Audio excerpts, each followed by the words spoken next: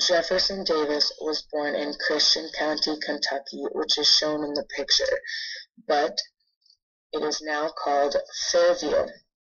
He was born on June 3, 1808, into a military family. Both his dad and uncles were soldiers in the American Revolutionary War, and his brothers would grow up to be soldiers too. He had 9 other siblings. When Davis was just 16 years old, he enrolled in the academy at West Point in New York for the United States military. In 1828, he graduated 23rd in his class.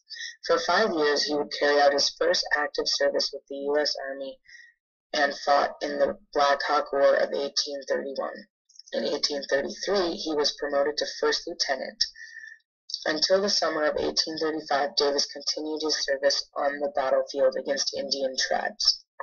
He stopped because of family issues, which I will talk about. The reason Davis stopped his military services in 1835 is because he married his commanding officer's daughter, Sarah Knox Taylor.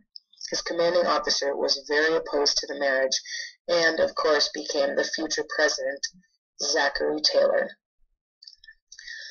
Sadly, his wife soon died of malaria just a few months later the same year.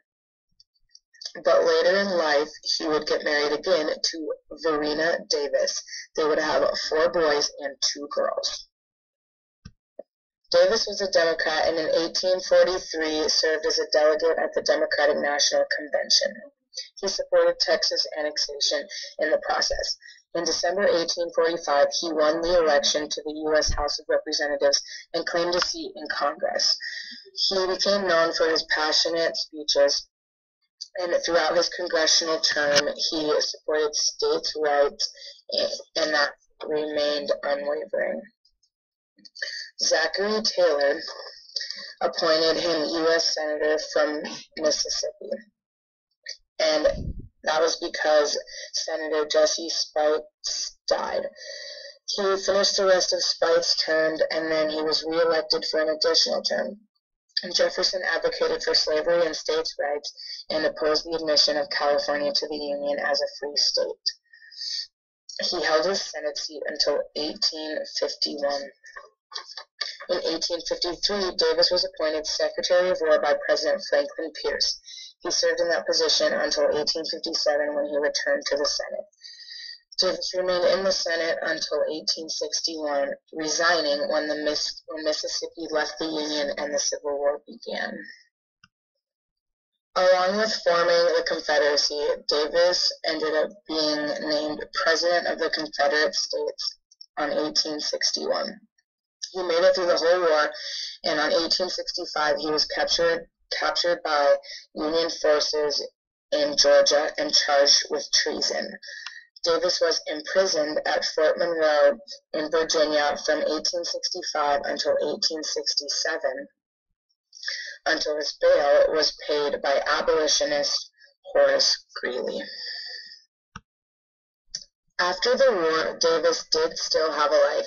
He traveled overseas on business, and when he came back, he was offered a job as president of Texas A&M University. He declined. He was also elected to the Senate for a 3rd time, even after everything he'd done, but was not able to serve because of the new amendment restrictions. In 1881, he wrote the book The Rise and Fall of the Confederate Government, trying to defend himself. After that, he lived out his retirement years in an estate called Brevard in Mississippi. He died in 1889 from bronchitis. That was a lot of information to swallow, but all in all, it's remember that Jefferson Davis was the Confederacy president, and although he did not support very good causes, he was very successful in his lifetime.